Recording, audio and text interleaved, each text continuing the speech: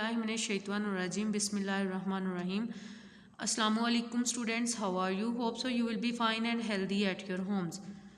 Students, آج کا ہمارا عنوان ہے نظم برسات تشریح.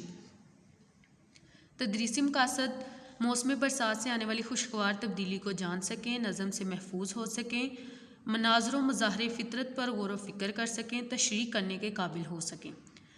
سب سے پہلے بند نمبر 1. برسات آئی می سے بیاباں رنگے گلستاں, پھولوں کی برخا دونوں میں یکساں, کوئل کی کوکو باغوں میں رقصاں, جگنو کی جگمگ بن میں چراغاں, برسات آئی.